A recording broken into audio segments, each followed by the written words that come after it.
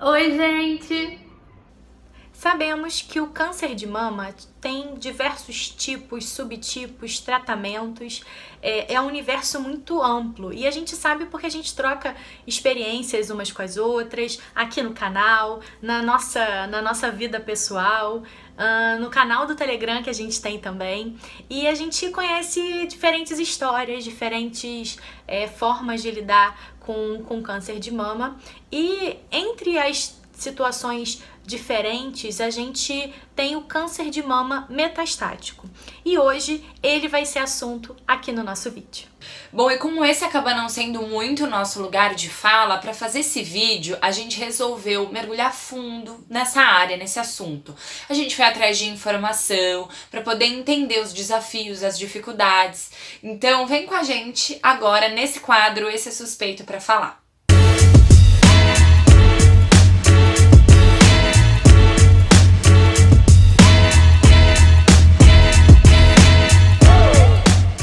Olá, meu nome é Laura Testa, eu sou oncologista, trabalho no ICESP na Rede D'Or e fico muito feliz pelo convite para conversar com vocês hoje um pouquinho sobre câncer de mama metastático. Doutora Laura, seja muito bem-vinda ao nosso canal. Bom, a gente percebe que alguns pacientes com metástase, em alguns casos, eles não têm a total clareza da cronicidade da doença. Aí a gente queria saber o que se deve isso e qual é o papel dos médicos nessa questão. Eu acho que a dificuldade começa justamente porque, para a medicina, a doença metastática é uma doença incurável, no sentido de que as pacientes que têm doença metastática vão falecer da doença ou com a doença. Claro que tem uma porcentagem que acaba conseguindo ficar sem isso, mas é da ordem do milagre, da ordem menor do que 1%. Existe sim a chance de alguém ficar sem doença, mas isso é muito raro, então a gente não costuma contar com isso. E quando você tem esse cenário, é muito difícil para todo mundo aceitar que a gente tem uma doença incurável, que a nossa vida tem uma finitude.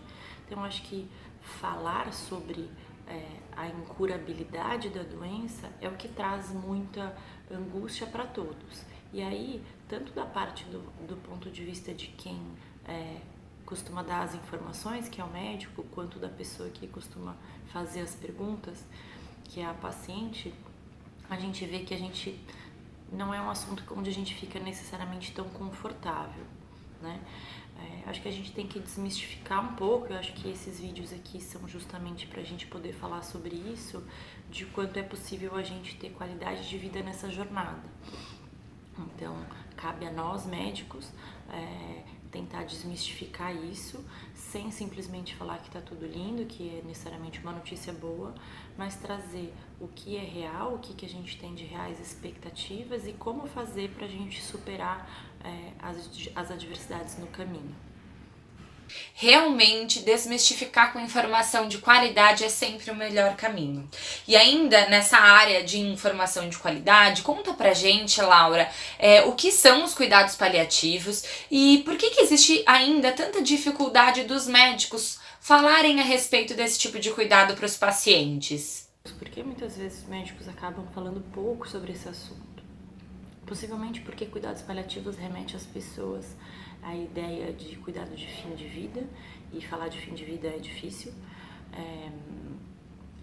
porque também remete à ideia de que a gente não tem mais nada a fazer, o que eu gosto de falar justamente o oposto. A gente sempre tem muito a fazer, sempre, especialmente quando a gente não tem um tratamento que seja capaz de modificar ou reverter aquele quadro, tá certo?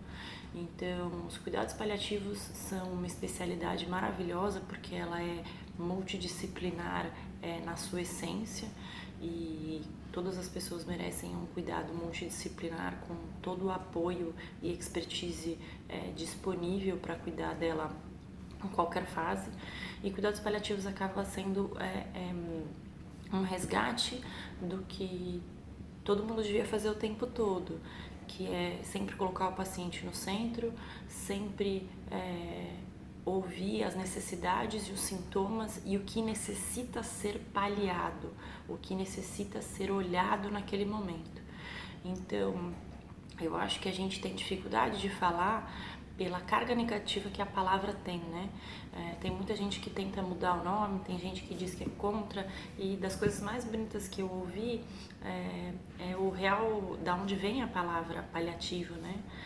Paliativo vem do manto pallium, que é um manto de proteção, e eu acho que não tem nada mais bonito do que proteção e cuidado. Então, eu acredito que tem muito uma questão da gente tentar evitar um pouco alguma conversa que seja mais dura e acaba falando menos disso, mas a gente tem que desmistificar isso para todo mundo. É importante conhecer essa área, né, e entender que o paciente deve ser o centro dos cuidados e não a doença, que tem que se promover a qualidade de vida desse paciente, né?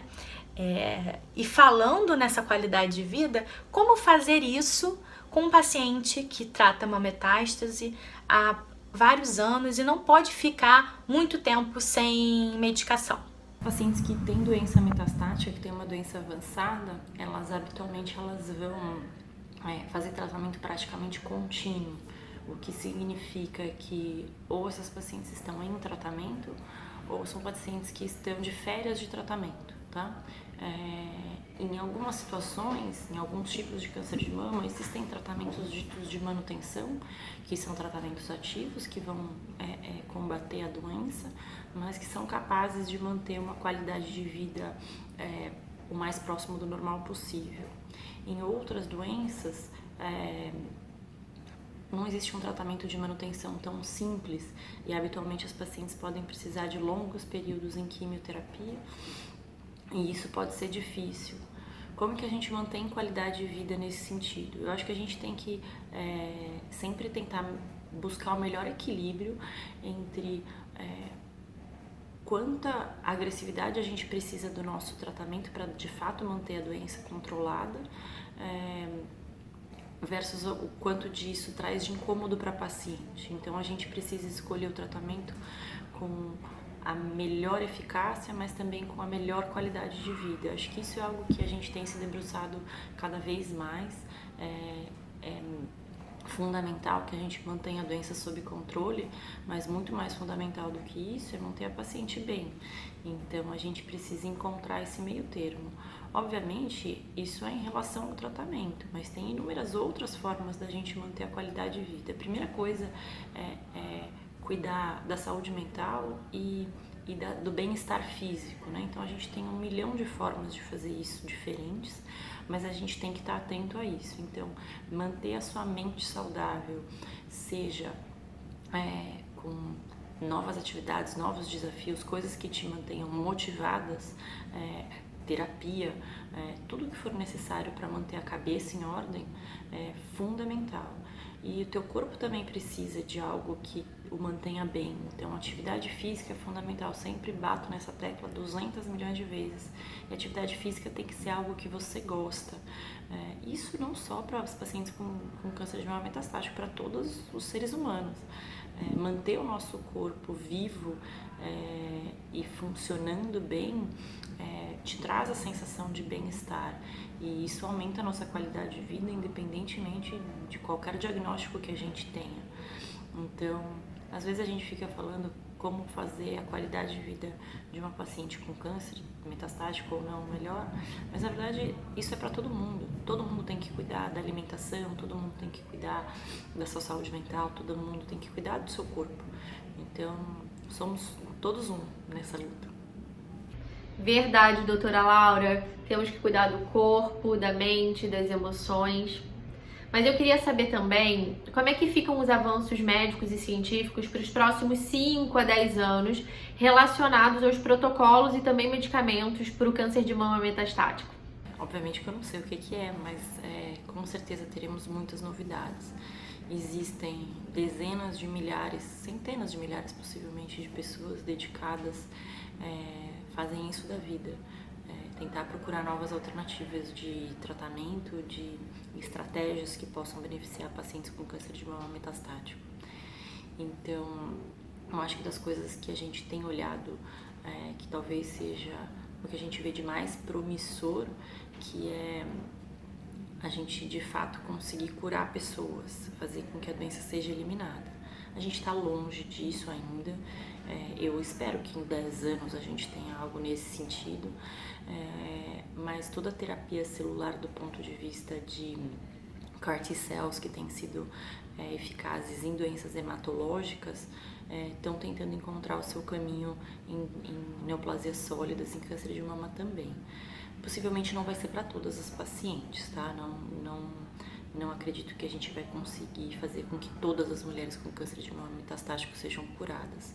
Mas se a gente conseguir uma pequena parcela, é muita gente e cada vida conta. Então isso é uma esperança que eu tenho. Fora isso, a gente tem inúmeras medicações em teste. Eu acho que a gente tem... eu tenho visto com muito bons olhos estudos clínicos que aumentam os seus critérios de inclusão para a gente incluir, por exemplo, pacientes com câncer de mama metastático para o cérebro, que habitualmente são excluídas de pesquisas clínicas.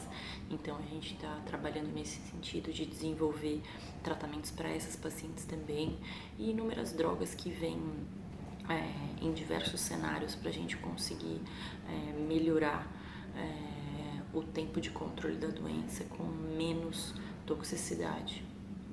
Eu acredito que a gente vai ter boas novidades nos próximos 5 a 10 anos.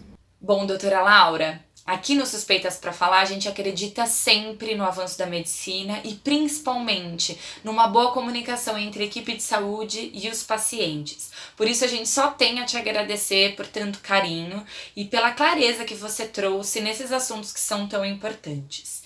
E que a cada dia a gente tenha mais novidades e mais motivos para agradecer. Eu espero que a gente tenha ótimas novidades nos próximos 5 a 10 anos. E eu espero que a gente tenha novidades boas, na verdade, todos os dias, quando a gente acorda e agradece mais um dia que a gente está vivo. Agradeço muito o convite para falar com vocês. Se cuidem, fiquem bem nessa loucura e continuamos juntos por aí. Um abraço.